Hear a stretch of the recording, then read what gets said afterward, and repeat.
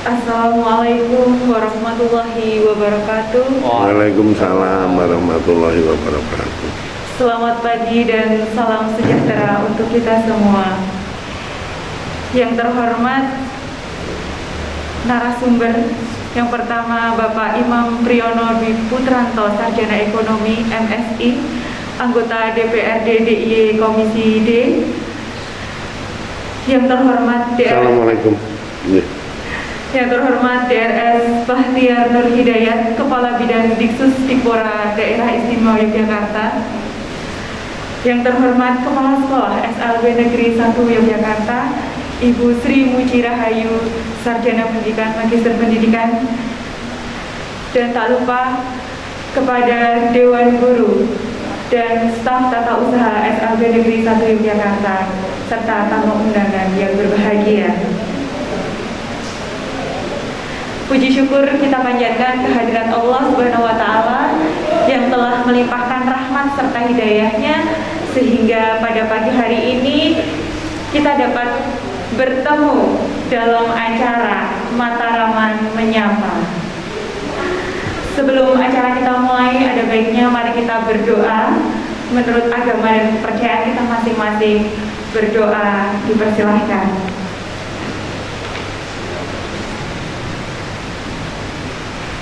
Cukup, terima kasih. Acara berikutnya adalah acara inti. Ini adalah acara talk show bersama kedua narasumber kita yang ada di depan. Yang pertama Bapak Imam, selamat pagi Bapak. Yang kedua Bapak Bahtiar, selamat pagi Pak Bahtiar. Assalamualaikum. Salam. Senang sekali hari ini kami dari SLB Negeri 1 Yogyakarta kedatangan dua narasumber yang sangat luar biasa. Yang pertama Bapak Imam, apa kabar Bapak, sehat? Alhamdulillah sehat. Yang penting juga masyarakat sehat. Alhamdulillah. Ya, semuanya sehat. Yang kedua Pak Bahtiar, sehat Bapak? Alhamdulillah sehat. Alhamdulillah. Ini terima kasih Bapak sudah menjadi narasumber, berkenan untuk datang di acara Mataraman Menyapa. Mataraman itu adalah tagline dari SLB Negeri 1 Yogyakarta, yaitu mandiri, takwa, dan ramah anak. Mandiri, takwa, ramah anak. Iya, karena kami ingin mewujudkan siswa yang mandiri, kemudian yang bertakwa, dan sekolah yang ramah anak. Begitu Bapak. Dan dari guru-gurunya kami melatih Pak, melayani dengan sepenuh hati. Melatih. Baik, terima kasih Bapak. Langsung saja boleh saya bertanya-tanya Bapak. Ini banyak sekali pertanyaan yang ingin kami sampaikan karena kami sudah bertemu langsung dengan anggota DPRD DIY Komisi D. Tentunya lebih ke pendidikan ya Pak. Yang pertama ini saya ingin menyampaikan ini Pak, Bapak untuk memperkenalkan diri. Itu lanjut. Pakai ini. Oke, monggo Bapak. Ini aja. Iya. Iya. Izin, Pak. Kalau tidak keberatan nih Pak, mohon diceritakan bagaimana perjalanan karir Bapak. Assalamualaikum warahmatullahi wabarakatuh. Makasih sekali Mbak Wacara, tapi belum kenal Bu siapa Bu? Oh baik, maaf saya belum perkenalkan diri Pak. Nama saya Rati Artika Dewanti. Panggilannya? Panggilan saya Rati Pak. Mbak Rati? Iya. Oh iya, matur nuwun Mbak Rati. Saya hormati semua pemirsa serta narasumber di samping saya Pak Bahtiar, ini sahabat saya di provinsi bersama-sama. Kemudian Pak Latif juga. Pertama begini, saya itu lahir sebetulnya dari anaknya orang tidak mampu. Saya lahir di Kemetiran Kidul, kemudian dari keluarga yang tidak mampu. Tetapi hal yang paling pokok dari ibu saya ketika kami dalam keadaan susah ditinggal pergi Bapak untuk bertemu dengan Allah Subhanahu wa Ta'ala, maka ibu hanya selalu berkata kepada anak-anaknya, Imam dan anak-anaknya yang lain, yang penting adalah satu, setelah sholat maghrib kamu harus membaca Al-Quran. Tidak pernah ibu menanamkan untuk belajar yang rajin atau bagaimana, tidak. Tetapi setelah kamu sholat maghrib kamu harus baca Quran. Ternyata setelah saya pelajari betul, itu maknanya sederhana. Ibu melatih anak-anaknya untuk satu, melihat hal yang baik. Kemudian ibu melatih anak-anaknya untuk berucap hal-hal yang baik, serta ibu melatih anak-anaknya untuk mendengar hal-hal yang baik. Ketika itu selalu dilakukan, maka itu menjadi perilaku anak-anaknya yang baik, karena panca inderanya baik. Nah, inilah yang selalu dilakukan oleh ibu, sehingga walaupun kita itu orang tidak punya, saya setiap sholat subuh di Kementerian itu sholatnya agak jauh di Masjid Notoyudan sana, sama di masjid, kadang-kadang di masjid daerah Sanggerahan. Di sana ada bu yang namanya Telengsul. Telengsul itu daerah pohon-pohon beling. Karena kami anaknya orang nggak punya, orang tua juga bapak sudah tiada, kemudian saya hanya mencari telur ayam yang selalu ayam-ayam liar yang ada di papringan ini. Nah, ini yang selalu kita lakukan, Mbak. Saya lakukan, kemudian saya ambil telurnya, dibawa pulang untuk makan satu keluarga. Pakai ini aja, yang pasti nggak habis. Nggak bisa. Ya, dari itu, Mbak. Dari itu saya sadar betul. Inilah yang dibangun oleh ibu. Saya SMP, masuk di SMP 5, boleh dilihat data saya di SMP 5, saya tidak pernah bayar sekolah karena orang tua sudah tidak mampu. Saya tidak pernah bayar sekolah. Kemudian saya masuk di SMA Negeri 8, sekarang dulu namanya SMPP Negeri 10. Saya terus terang juga jalan kaki, dan saya juga tidak pernah bisa bayar sekolah, sehingga kami selalu dipanggil di BP. Hal kepedihan yang tak alami adalah satu, setiap saat dipanggil ke BP sebetulnya penderitaan luar biasa. Setiap dipanggil ke BP karena tidak bisa membayar sekolah, sebetulnya itu penderitaan luar biasa. Penderitaan inilah sebetulnya yang melatih kita menjadi kita itu berpikir. Saya itu berpikir, saya itu jadi DPRD provinsi, komisi D, mintanya jangan-jangan saya diutus oleh Allah Subhanahu wa Ta'ala untuk saya menyelesaikan permasalahan-permasalahan orang miskin. Saya diutus waktu jadi wakil wali kota. Apakah ini dulu untuk menyelesaikan permasalahan-permasalahan miskin? Karena selalu saya berbicara tentang kemiskinan di kota Jakarta. Saya diutus jadi oleh Allah Subhanahu wa Ta'ala jadi direktur PDAM. Apakah saya itu diutus sebetulnya oleh Allah Subhanahu wa Ta'ala? Karena saya tidak pernah berpikir untuk hal-hal yang terlalu tinggi mulu-mulu, tidak. Saya hanya bagaimana saya menjadi seorang direktur PDAM bermanfaat bagi masyarakat miskin. Saya jadi wakil wali kota bermanfaat menjadi masyarakat miskin. Kemudian saya menjadi DPRD bermanfaat menjadi masyarakat miskin. Karena latar belakang saya adalah ketika saya masih sekolah, kemudian saya dengan ibu, ini hal-hal yang terus terang dalam kesendirian tidak mampu betul membayar sekolah. Sehingga saya itu sampai punya pedoman, tidak boleh ada rakyat miskin yang bertambah miskin ketika satu anaknya sedang melakukan proses pendidikan, keluarganya sedang sakit, yang ketiga adalah mengalami masalah-masalah sosial. Sampai saya berpikir seperti itu. Sampai saat ini boleh ditanyakan di dewan, saya selalu kenceng untuk soal ini. Nah, ini yang mungkin memotivasi saya, memotivasi diri saya untuk apa ya? Untuk, karena dulu lingkungan dulu, yang namanya perilaku itu kan dibentuk oleh lingkungan. Lingkungan saya dibentuk oleh lingkungan miskin.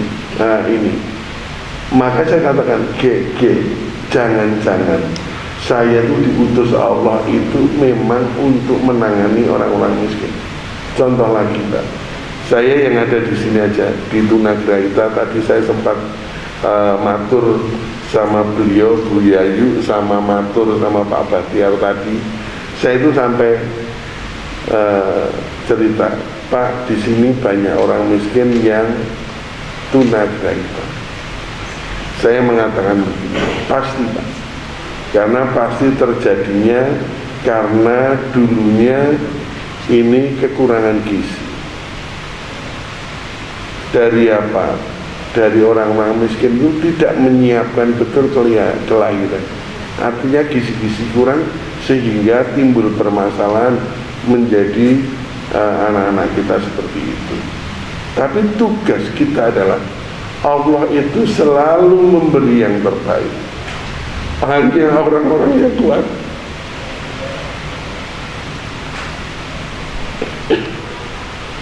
Saya hanya mengatakan gini, hanya orang-orang yang kuat yang dititipi.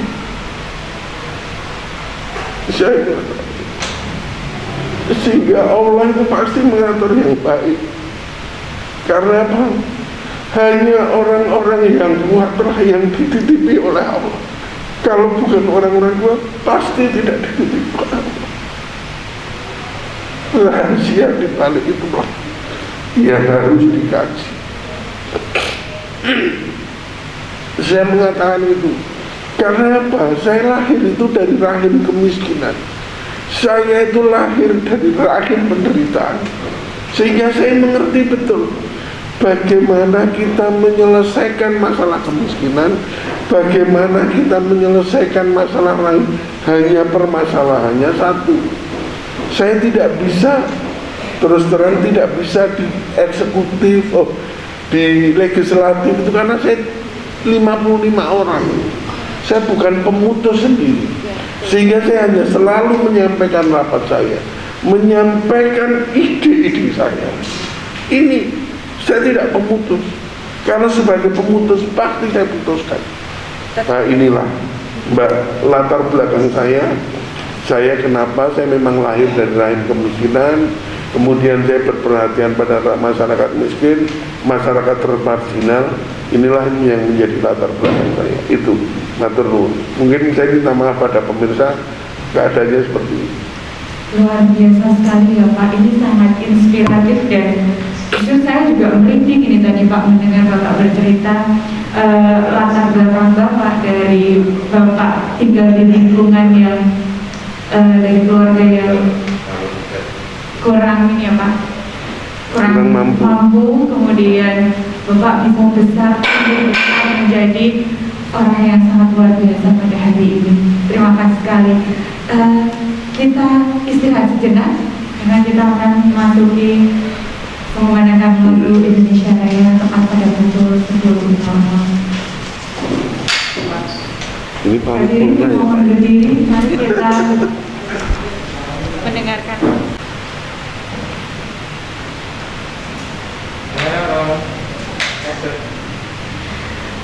Terima kasih sekali kepada Bapak Imam Priyono yang sudah menceritakan dari lahir, dari kehidupannya hingga menjadi anggota DPRD DIY Komisi D saat ini ya Pak ya. Dan mungkin itu adalah jawaban Tuhan Bapak untuk bisa mendekat dengan rakyat, terutama rakyat yang kurang mampu ya Pak. Selanjutnya ada pertanyaan lagi, ini kami tujukan dulu kepada Pak Bahtiar ya Pak ya. Selamat pagi Pak Bahtiar. Ya, selamat pagi. Jelas kalau Pak Bahtiar sudah sangat familiar di lingkungan Dipora Daerah Istimewa Yogyakarta. Beliau adalah Kepala Bidang Diksus Dipora Daerah Istimewa Yogyakarta. Ada pertanyaan ini untuk Bapak. Bagaimana pendapat Bapak mengenai layanan anak berkebutuhan khusus di sekolah luar biasa, khususnya di daerah istimewa Yogyakarta ini Pak? Terima kasih. Tadi sebelum saya menjawab, yang pertama saya apresiasi yang sangat besar kepada dari Bapak Imam Diono. Untuk itu mohon buka masker sebentar Bapak. Jadi pilihlah Bapak Imam Diono, yang paling saya ingat adalah kumisnya. Karena saya di warga Bantul, Bapak Imam Diono sudah dengan yang sampaikan tadi kan banyak berkiprah di kota Jakarta. Tapi saya sering lihat fotonya di baliho-baliho, yang paling saya kenal adalah kumisnya. Sehingga ini bisa diingat di mana saja, kapan saja. Untuk Bapak Ibu guru, beliaulah yang ternyata tadi perjuangan dari awal luar biasa, sehingga pada akhirnya beliau setiap lini perjalanan selalu mengingat latar belakangnya, sehingga itu yang menjadi perjuangan yang alhamdulillah hari ini kita bisa melihat perjuangan kita untuk memajukan layanan bagi anak-anak kita yang istimewa ini nyata bertambah pasukannya. Oke, selanjutnya Bapak Ibu terkait dengan pertanyaan tadi, yang jelas memang masih banyak anak-anak kita yang mestinya sesuai dengan kodratnya mendapatkan hak untuk layanan pendidikan, karena kondisinya ini dilengkapi dengan situasi yang belum menunjang, maka ada sekitar 1.400-an anak sekarang ini yang berkebutuhan khusus tapi belum bisa masuk sekolah. Ada macam-macam alasannya. Yang pertama tentunya karena keterbatasan orang tua, karena anaknya itu mempunyai keterbatasan mobilitas. Kalau dia harus bersekolah itu harus diantar, dijemput, karena orang tuanya lebih mementingkan dan memang mau tidak mau harus bekerja, maka kemudian terpaksa anaknya itu hanya di rumah.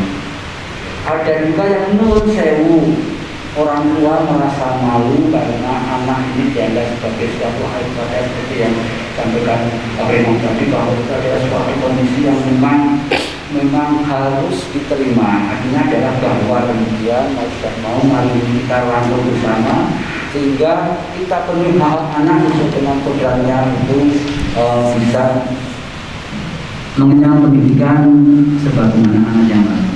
Kalau melihat sisi pelayanan pendidikan, sebenarnya yang pertama dari regulasi pemerintah, baik undang-undang, peraturan menteri, peraturan pemerintah, peraturan gubernur, perda, ini sudah memadai sebenarnya. Bahkan teman-teman Pak Imam ini sudah berinisiatif di saat ini sedang mulai dibolehkan adanya perda mengenai pendidikan khusus yang memang belum final karena berbagai masukan yang sangat luar biasa, yang tentunya akan menjadi penguat lagi terhadap kebijakan-kebijakan pemerintah yang pro terhadap kebutuhan disabilitas.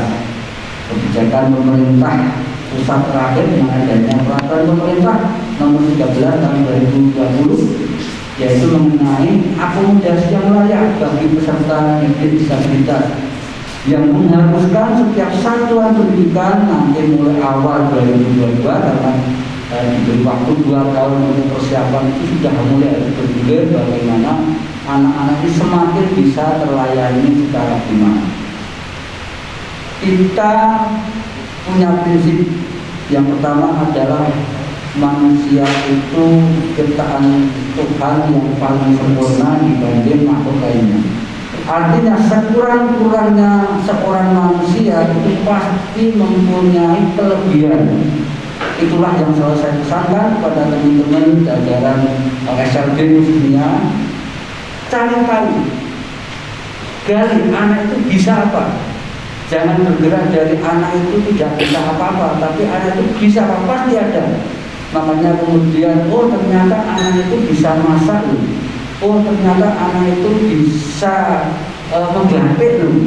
Oh ternyata anak itu bisa di kerajinan kayu bisa loh. Akhirnya seperti kita lihat di belakang itu bahwa ternyata karya anak itu luar biasa. Mungkin saja ini akan menjadi masa depannya. Itulah yang harus kita kawal terus. Sehingga bagi kami tentunya yang penting pertama adalah dari diri kita sendiri kepada guru kita, ini optimalkan terus, tingkatkan terus. Senyampang tentunya yang selama ini masih menjadi PR besar kita adalah memang belum sebelumnya masyarakat ini secara total bisa mendukung kegiatan-kegiatan ini. Memang fasilitas dan komunitas sebenarnya kalau dibandingkan dengan anak-anak padanya sudah lebih besar ya. Apakah itu bus nasional, apakah itu bus daerah, berbagai fasilitas sebenarnya dibandingkan dengan anak-anak yang normal, ini lebih besar.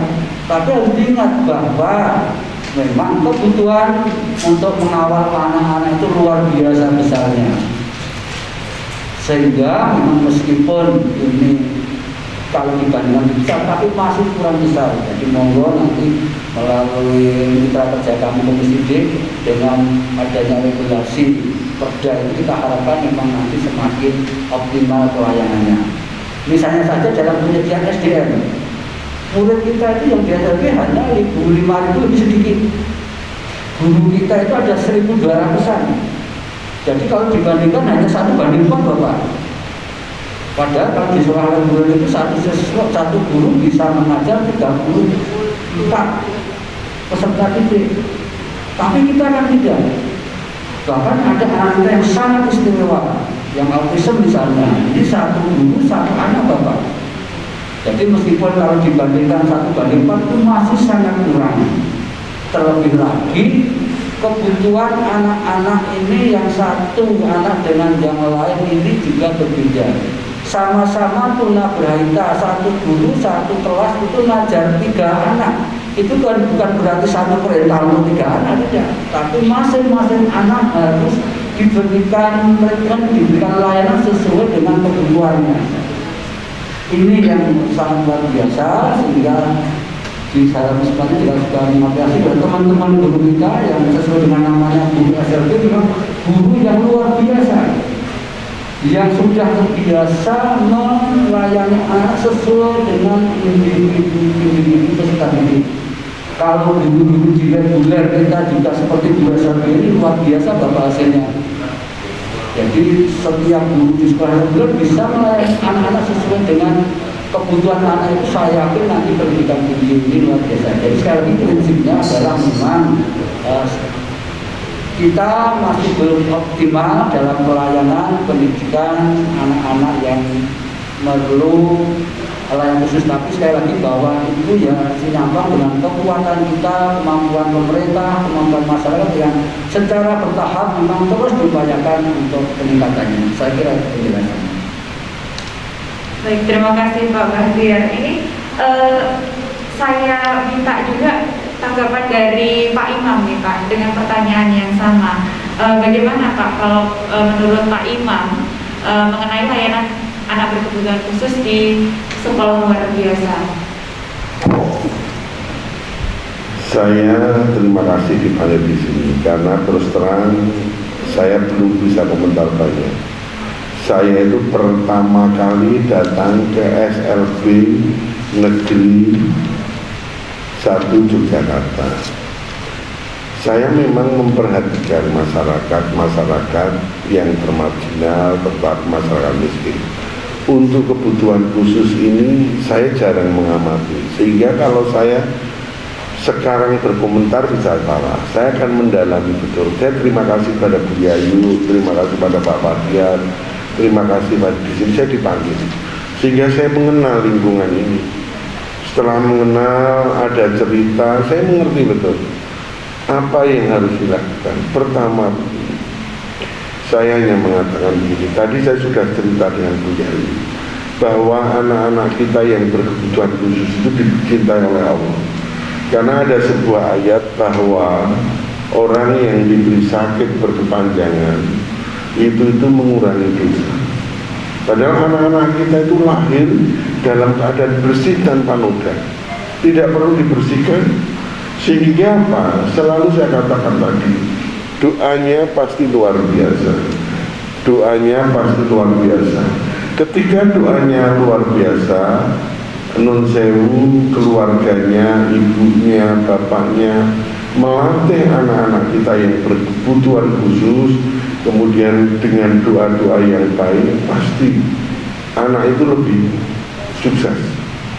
Contoh begini, saya mau memberi contoh.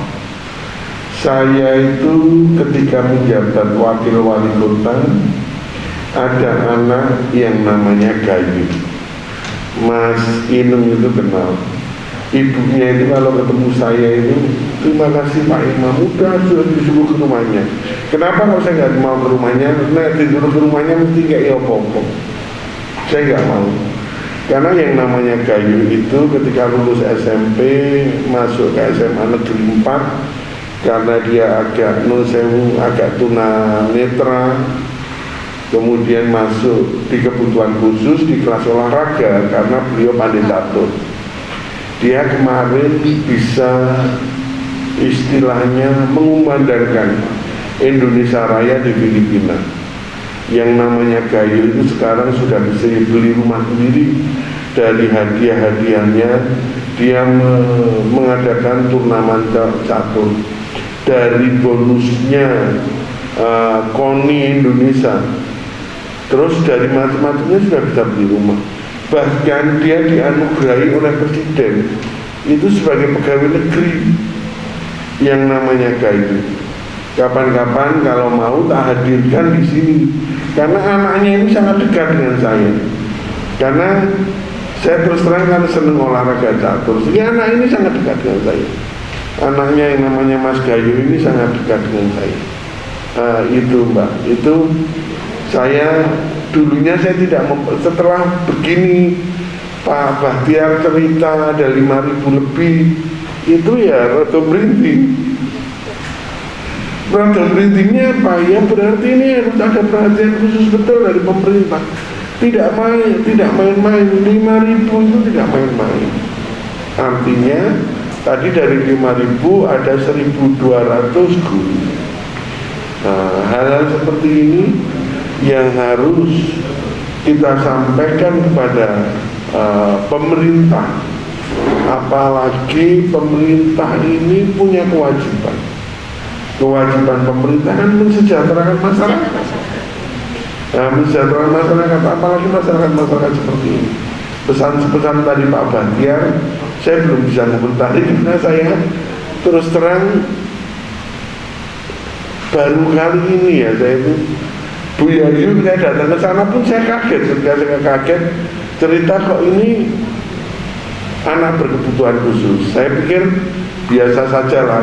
Ternyata setelah saya masuk ke sini, lihat ini, lihat anaknya, lihat tunagrahita, oh ternyata saya memang harus istilahnya memperhatikan. Tadi Bu Yayu saya alhamdulillah dari jenengan sudah berhubungan dengan ketua dewan. Sehingga ketua dewan ketika saya bicara, ketua dewan tahu bisa menjadi pemimpin. Itu Mbak Ratih Maturnuwun. Terima kasih kembali Pak. Kemudian kira-kira apa Pak harapan Bapak terkait layanan anak berkebutuhan khusus ini di SLB selanjutnya? Harapannya apa Pak? Harapan saya gini, kalau saya tidak harapan, apa yang akan saya lakukan dulu lah. Harapan bukan untuk anak dulu. Anak ini bisa punya harapan kalau ada proses yang baik. Nah sekarang saya bicara tentang proses. Proses ini pemerintah harus hadir. Di dalam proses ini pemerintah harus hadir. Ketika pemerintah harus hadir, apa yang dilakukan pemerintah? Itu dulu, sebelum harapan badan. Pemerintah harus hadir. Hadirnya apa? pemerintah harus didorong untuk melakukan penelitian. Karena apa? Semua hasilnya harus dari research and development. Untuk pengembangan itu semua dari riset. Karena saya akademisi, Mbak. Sebetulnya background saya adalah dosen. Oh gitu. Sehingga apa-apa saya itu pasti saya hasilnya penelitian. Karena saya waktu itu ya saya teliti, karena saya dosen. Harus melalui riset Iya. ya Pak ya. Ya, karena saya dosen. Jadi saya kalau diteliti, ketika diteliti dari penelitian itu muncul rekomendasi. Iya. Rekomendasi apa yang harus dibantu pemerintah? Pemerintah dan DPRD. Apa yang harus dibantu? Nah, ketika ini dari naskah akademik ini muncul yang hasil penelitian, dari usulan-usulan inilah yang dibuat regulasinya. Regulasi itu aturan, di mana aturan ini nanti untuk mengeluarkan anggaran. Iya. Anggaran-anggaran yang untuk anak-anak kita harus pasti. Nah itu, setelah proses ini dijalin, harapan pada anak-anak kita seperti slogan panjenengan, mandiri, takwa, dan ramah anak. dan ramah anak. Artinya kalau dia sudah tidak anak, ya dia menjadi orang yang ramah. Ramah karena perilakunya baik. Perilakunya baik karena tadi takwa tadi. Iya kan? Betul Karena sekali. dia takwa, dia memiliki perilaku yang baik, Yang dia baik. ramah. Itu harapan saya. Harapan saya itu aja. Tapi itu pemerintah harus ada. Betul-betul harus ada. Tetap. Hadirnya ya dengan anggarannya. Oh iya betul Pak. Iya, kita nggak usah basa-basi. Hadirnya dengan apa? Dengan anggarannya. Itu. Baik Bapak, terima kasih sekali Pak Imam atas tanggapannya. Dan ini ada pertanyaan lagi Pak. Tapi saya tujukan ke Pak Bahtiar dulu nih Pak ya. Begini Pak Bahtiar, lulusan siswa sekolah berkebutuhan khusus, khususnya anak tunagrahita itu kan belum ada wadah yang lebih atau banyak atau di dunia kerja. Alasannya itu apa Pak? Terus bagaimana tanggapan Bapak ketika nanti siswa ini lulus kemudian bisa diterima? Yang pertama bisa diterima masyarakat itu sudah sangat luar biasa. Kemudian wadahnya Pak khususnya untuk anak tunagrahita. Jadi masih yang pertama adalah kondisi regulasi pendidikan khusus yang dimana untuk saat ini masih tetap disejajarkan dengan pendidikan secara umum. Jadi kalau SD itu ya paketnya 6 tahun, SMP 3 tahun, SMA 3 tahun. Itu yang biasa di SLB, SMP, sama. Jadi kemudian kan ternyata anak-anak juga setiap tahun naik kelas. Iya. Kemudian kalau saatnya lulus juga pasti lulusnya.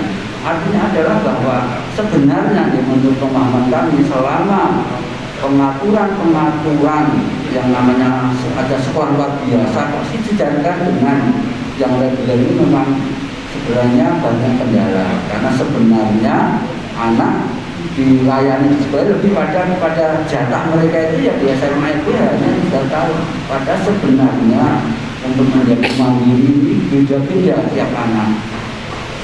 Ada yang mandiri mungkin ya hanya sekedar bisa ngurus sendiri pun akan sangat sulit, sehingga setiap kali dulu saya pengalaman saya menghadiri wisuda kelulusan Bapak. Jadi kalau yang SD, LB lulus ke SMP LB orang tuanya senang. Yang SMP LB, SMA naik lulus nanti akan ke SMA orangnya senang. Tapi begitu orang tuanya itu anaknya lu dari SMA, mereka agak bingung. Iya. Terus anak saya disuruh ngapain? Bahkan kemudian kami juga dengan beberapa kelas sekolah kita pakai skenario tidak naik kelas atau skenario itu tidak lulus biar nanti 4 tahun. Akan ada yang bagaimana kalau SMA itu seperti SMK, karena sebenarnya di SMA itu kan 50% lebih ini kan vokasi kurikulumnya. Jadi mengapa tidak SMA 4 tahun? Bahkan di saat terakhir kami juga mulai menghembuskan besar bagaimana kalau model SLB ini sistemnya SKS, bukan naik kelas, bukan paket ya. Sehingga nanti dalam rangka penguatan anak-anak setelah lulus ini benar-benar menguasai sesuai dengan minat bakat yang kita harapkan nanti itu menjadi bekal hidupnya, paling tidak bisa menghidupi sendiri-sendiri. Itulah yang kemudian terus kita kuatkan. Tapi yang jelas memang dengan aturan seperti ini di lingkungan Dipora ini kita hanya berbicara sebatas karena itu sampai lulus SMA. Sehingga yang kami lakukan adalah sinergitas dengan OPD lain, misalnya dinas sosial, yang saya yakini juga mereka punya program-program untuk membuat kegiatan untuk yang sudah kelulusan ini. Hanya saja memang perlu perhatian khusus lagi karena misalnya untuk peluang 1% setiap guru BI ini memperkerjakan disabilitas, ini juga masih banyak kok guru BI yang sifatnya nilai-nilai. Ya memang sekedar untuk memenuhi persyaratan ya sudah diambil dihasilkan, tapi ya jangan tidak terlalu ya tetap dalam rangka menguntungkan perusahaan. Jadi misalnya ya hanya kata-kata hanya itu ya meskipun bagi kita ya juga ini sudah khusus, misalnya anak yang tunarungu kan juga dengan anak tunagrahita ini kan juga akan sangat sulit peluangnya, sehingga memang kemudian ada juga tapi persatuannya memang sangat care, artinya memang mereka mempunyai misi sosial untuk menampung adik-adik kita ini dalam rangka untuk menumbuh kembangkan mereka. Jadi sisi keuntungan mungkin menjadi nomor sekian, itu juga sudah ada perusahaan itu. Sehingga memang yang kita kuatkan yang utama sinergitas dengan DPI, sinergitas dengan para pemangku kepentingan, khususnya PD lain yang punya kegiatan apakah itu disnaker, apa dinas sosial untuk menguatkan anak ini sebelum nanti memang bisa maju benar-benar. Karena sekali lagi bahwa setelah lulus maka kemudian bukan lagi menjadi ranah dari dinas pendidikan untuk tetap melayani mereka. Harapan kami tentunya anak-anak ini paling tidak membebani orang lain, bisa mandiri, bisa tumbuh kembang sebagaimana anak-anak yang lain itu akan bisa tercapai manakala anak-anak itu dididik sesuai dengan kebutuhan dan kemampuan mereka. Dan itulah yang saya harapkan dan yang memang sudah terjadi di SLB kita. Teman-teman SLB sudah mengawal dengan baik, hanya saja karena keterbatasan waktu itu 3 tahun jika harus lulus maka ya sudah capaiannya hanya seperti itu ya mau tidak mau kita lepas. Ini yang kita harapkan nanti ada regulasi yang lain di mana kemudian kita bisa benar-benar mengawal ini sampai dengan tuntas. Itu harapan kami. Terima kasih Bapak. Nah ini masih terkait dengan tadi ya Pak, ini saya tujukan ke Pak Imam.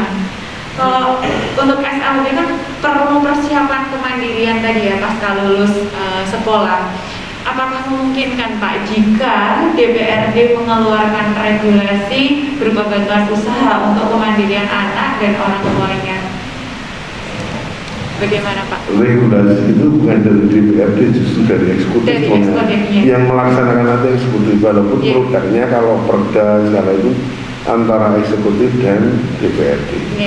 Nah ini pertama ini, terus terang saya itu kan belum mengamati secara detail, tapi sudah mengerti. Tadi yang dihentikan Pak Bahtiar saya sudah mengerti. Setelah lulus SMA itu orang tua terus ini menjadi beban. Terutama orang tua itu sesuk nun sewu sebetulnya beban. Nek aku berawal nunjuki pasti. Karena apa? Karena tetapi ingatlah bahwa banyak hal yang saya mengamati di masyarakat, orang-orang saya belum mengamati yang berkebutuhan khusus betul, hanya seperti Mas Gayu itu kan cacat ya. Iya. Tapi kan bukan berkebutuhan khusus, saya belum mengamati secara dalam betul. Tapi kalau nanti saya mengamati secara dalam, saya berharap ini nanti ada solusi lah untuk setelah dia lulus SMA. Yang saya amati begini, Allah itu sebetulnya tidak mau kalau makanya dipal sama umatnya. Istilah apa? Diremehkan sama umatnya.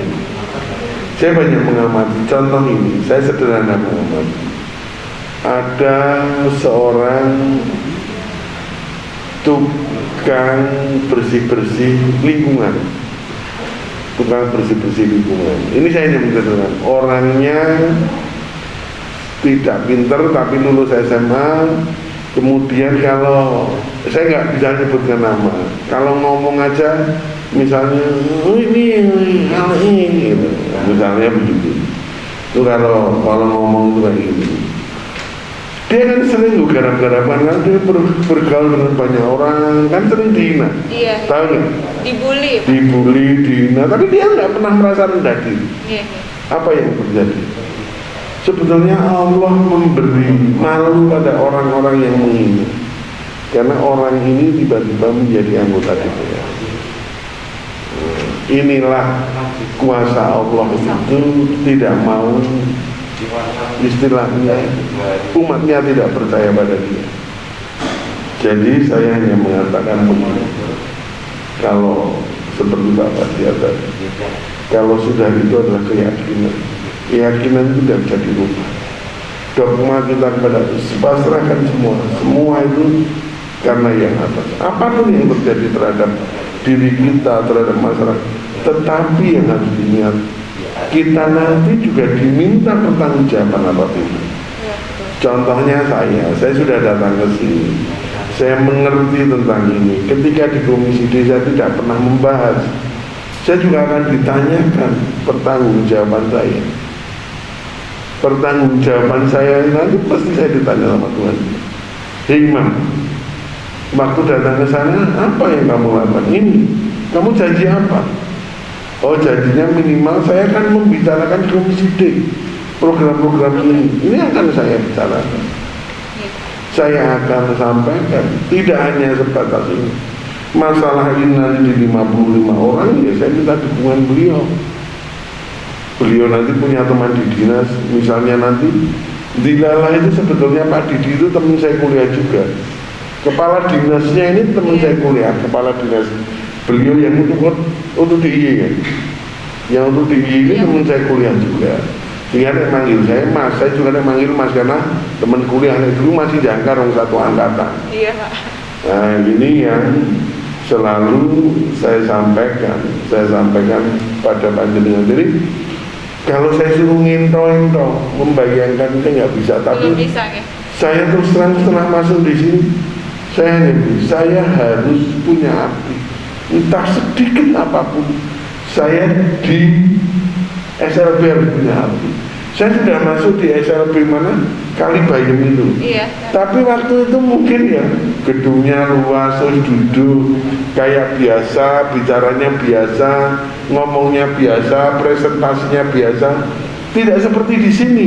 Beda ya Pak ya? Beda. Kondisinya sangat Nggak tahu saya kok masuk di sini beda. Ketika saya melihat ada hasilnya cerita, terus ini kok Bu kemarin cerita Tunagrahita waktu WA-an dengan saya, kemudian saya nggak tahu punya tak lihat di, kan kita buka komputer di Google, saya buka di Google tentang Tunagrahita semua, saya oh ternyata seperti ini.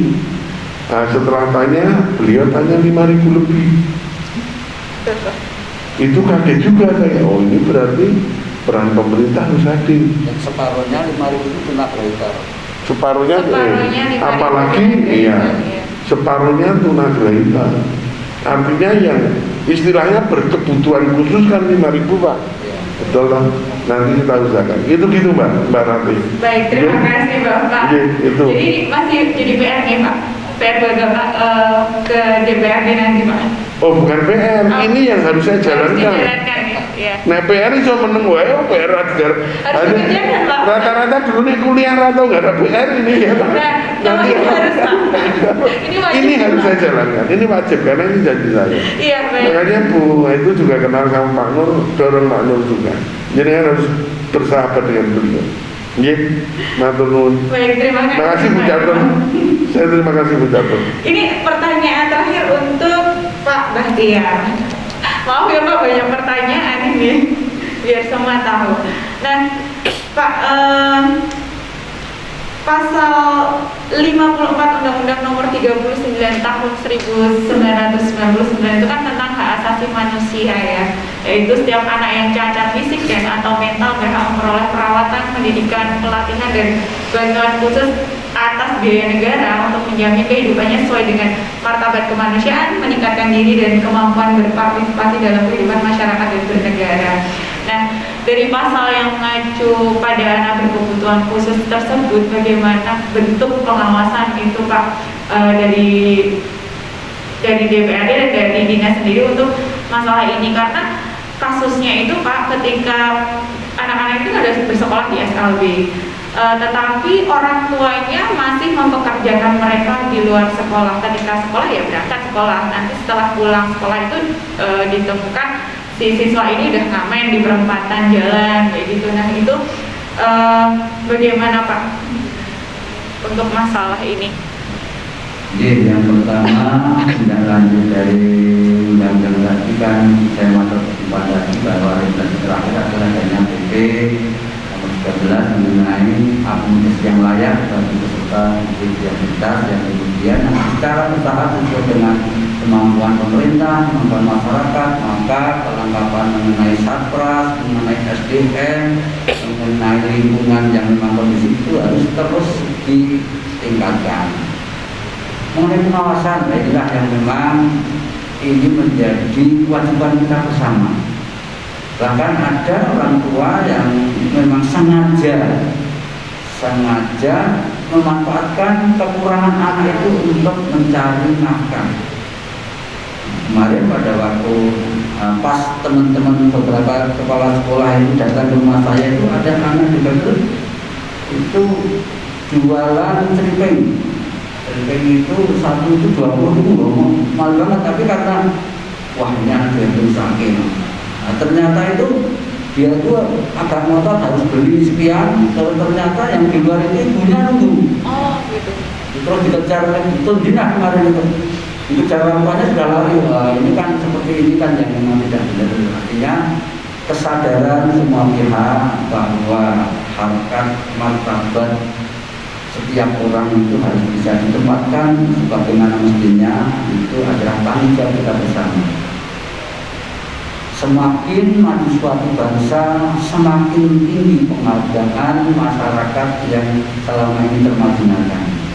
Suatu saat kalau ada produk-produk itu serupa, yang satu ini produknya difabel, yang satu yang orang umum, maka akan lebih laku dan difabel, karena orang akan menghargai bagaimana prosesnya. Ini yang sedang kita kuatkan. Kita harapkan makanya setiap sekolah punya ikon. Saya selalu tanya mereknya apa, badannya Mataraman, alhamdulillah ada. Jangan hanya produk SLB 1 saja, karena begitu itu baca SLB, orang sekarang ini sedang berpikir, wah baca SLB ya. Tapi suatu saat dengan adanya ikon tertentu itu justru akan menjadi semakin kuat. Demikian juga terhadap itu tadi, terhadap hal-hal yang selama ini masih menyimpang, itu menjadi tanggung jawab kita bersama. Ya tentunya dengan keterbatasan yang ada. Jadi misalnya dinas sosial juga akan bergerak sendiri, dinas ketenagakerjaan itu masing-masing mempunyai porsi, karena tidak mungkin itu diawasi hanya satu pihak. Termasuk tentunya kalau dalam hal regulasi ini legislatif, salah satu fungsinya adalah pengawasan. Ini yang beliau ini yang nantinya akan mengawal terus bagaimana kebijakan yang ada ini bisa benar-benar diterapkan secara baik di dalam pemerintahan maupun dalam pelayanan masyarakat. Jadi sekali lagi bahwa ini tanggung jawab kita bersama. Ini yang harus kita lakukan. Terima kasih. Baik, terima kasih Pak Bahtiar. Aplaus untuk kedua narasumber kita pada pagi hari ini di Mataraman Menyapa. Dan selanjutnya kita nanti masih ada tanya-tanya dengan siswa Pak. Kebetulan di sini kita ada kedatangan 2 siswa yang nantinya akan menjadi alumni, sudah kelas 12. Ada Ari Daca. Silakan berdiri Ari Daca. Sukses ini ya. dari Rombel Batik Bapak. Ya, Mam.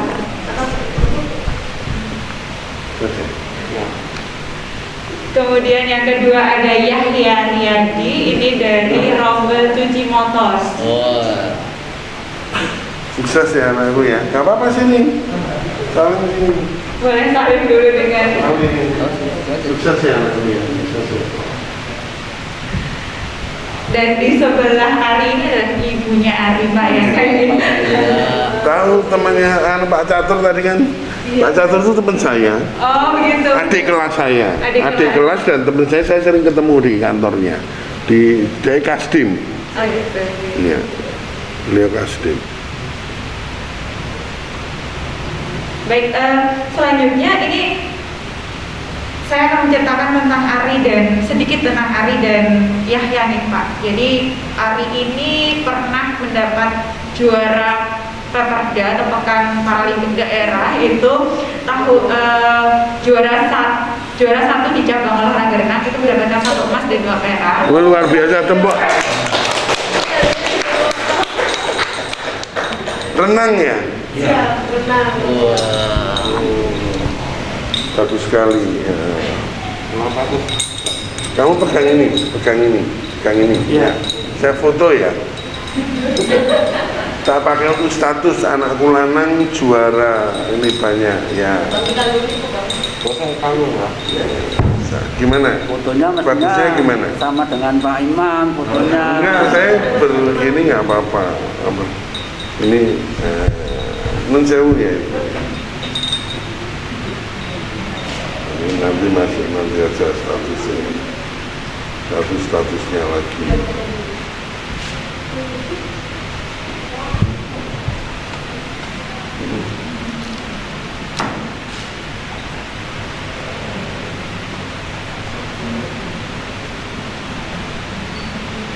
Ya. Saya minta foto ya sama ini ya. Oh boleh Bapak, nanti bisa kita tutup dulu aja. Sama ini. Oh ditutup dulu? Iya, kita doa Oh, dulu, boleh. tutup nanti kita ada sesi berikutnya. Boleh. Monggo Bapak dengar.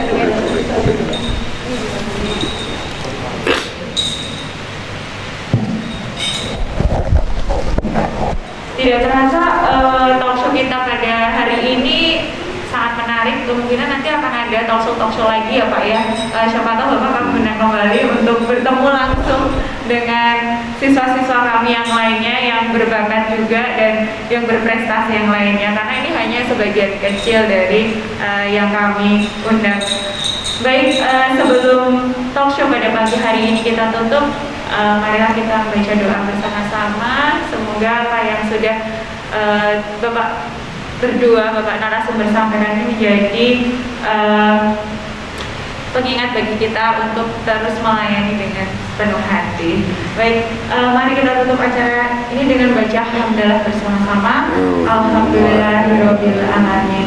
Mbak boleh satu Mbak. Dalam. Saya akan berdoa sebentar, diamini doa Boleh sebentar. sekali. Boleh ya? Monggo, Tak, silakan, duduk Pak. aja nggak apa-apa. Menurut agama Islam yang agamanya lain monggo. Sederhana doa saya. Siap Bapak. Saya kalau doa kita baca Al-Fatihah sama-sama, itu Ummul Quran. Iya. Kemudian kita baca Al-Ikhlas 3 kali. Karena apa? Itu mengkhatamkan Quran. Hadisnya sahih. Karena ketika salah satunya ketika Siti Aisyah mau tidur, beliau tanya pada Kanjeng Nabi Muhammad Sallallahu Alaihi Wasallam, dia tanyakan salah satunya khatamkan Quran. Khatamkan Quran itu adalah dia membaca surat Al-Ikhlas karena sepertiga Quran. Nah setelah itu baru kita minta kepada Allah untuk anak-anak kita, supaya anak-anak kita yang berkebutuhan khusus yang khususnya ada di sini dijaga oleh malaikat-malaikat Allah. Nggih, gitu aja nggih, sederhana nggih. Ya, monggo Bapak. Nggih, maca nggih. Al-Fatihah. A'udzubillahi minasyaitonirrajim. Bismillahirrahmanirrahim. Alhamdulillahirabbil alamin. Arrahmanirrahim. Maliki yaumiddin. Iyyaka na'budu wa iyyaka nasta'in. Ihdinas siratal mustaqim. Siratal ladzina an'amta 'alaihim ghairil maghdubi 'alaihim waladdallin. Amin. Bismillahirrahmanirrahim. Qul huwallahu ahad. Allahu samad. Lam yalid wa lam yulad wa lam yakul lahu kufuwan ahad. Bismillahirrahmanirrahim. Qul huwallahu ahad. Allahu samad. Lam yalid wa lam yulad wa lam yakul lahu kufuwan ahad. Bismillahirrahmanirrahim. Qul huwallahu ahad, Allahus samad, lam yalid wa lam yulad wa lam yakul lahu kufuwan ahad. Ya Allah, ya Tuhan kami, hanya kepadamu lah kami memohon, dan hanya kepadamu lah kami meminta pertolongan, ya Allah. Ya Allah, ya Tuhan kami, ampunilah dosa kami yang hadir di sini semua, ya Allah. Bersihkan hati kami, ya Allah, sehingga pada pagi hari ini kita minta kepadamu, ya Allah, kami semua dalam keadaan bersih, ya Allah. Ya Allah, ya Tuhan kami, berilah, ya Allah, hal-hal yang baik pada anak-anak kami, ya Allah. Bimbinglah anak-anak kami yang berkebutuhan khusus, ya Allah, dengan menjaga panca inderanya, ya Allah. Jagalah anak-anak kami, ya Allah, selalu melihat yang baik, ya Allah, selalu berucap yang baik, ya Allah, serta selalu mendengar yang baik. Itulah panjantera anak-anak kami, ya Allah. Ya Allah, ya Tuhan kami, hanya kepadamu lah kami meminta, ya Allah, dan hanya kepadamu lah kami memohon pertolongan, ya Allah. Tolonglah anak-anak kami, ya Allah. Bimbinglah anak-anak kami dengan malaikat-malaikat-Mu, ya Allah. Ya Allah, ya Tuhan kami, jadikan mereka orang-orang yang berguna, ya Allah. Berguna bagi dirinya, ya Allah, berguna untuk keluarganya, ya Allah, dan berguna bagi masyarakat, ya Allah. Hanya kepadamu lah kami memohon, ya Allah. Hanya kepadamu lah kami meminta, ya Allah. Jadikanlah anak-anak kami, ya Allah. Jadikanlah anak-anak kami, ya Allah, anak-anak yang mandiri, ya Allah. Karena Engkau bimbing dengan malaikat-Mu, ya Allah. Jadikanlah anak-anak kami anak yang mandiri, ya Allah. Karena Engkau bimbing dengan malaikat-malaikat-Mu, ya Allah. Ya Allah, ya Allah, Tuhan kami, jadikan anak-anak kami anak-anak yang berkebutuhan khusus, ya Allah. Anak-anak yang mereka berguna, ya Allah, bagi dirinya dan keluarganya, ya Allah. Jadikan mereka bisa membanggakan orang tuanya, ya Allah. Jadikan anak-anak kami nantinya bisa membanggakan orang tuanya, ya Allah. Hanya Engkau, ya Allah, yang mampu, ya Allah, yang mampu memberikan ini semua, ya Allah. Oh ya Allah, kabulkan doa kami, ya Allah. Kabulkan doa kami untuk anak-anak kami, ya Allah. Jadikan mereka orang-orang yang mampu membanggakan orang tuanya, ya Allah. Kabulkan doa kami, ya Allah. Rabbana atina fid dunya hasanah wa fil akhirati hasanah wa qina adzabannar wa qina adzabannar wa qina adzabannar. Alhamdulillahirabbil alamin. Amin amin amin ya rabbal alamin. La haula wala quwwata illa billah. Terima kasih kami ucapkan kepada Bapak Imam Priyono dan Bapak Bahtiar atas waktunya menyempatkan diri untuk datang ke Mataraman Menyapa dan mengawali untuk kegiatan di SLB Negeri 1 Yogyakarta ini. Baik, selanjutnya akan kami tutup. Wassalamualaikum warahmatullahi wabarakatuh. Waalaikumsalam warahmatullahi wabarakatuh. Sudah ya, saya tak minta foto ya. Minta foto ya. Apa sama Batian? Saya tak minta foto. Terus saya mau pamit, ini mau Jumatan. Oh, sekalian bayar dulu saya yang itu kan. Foto dulu aja.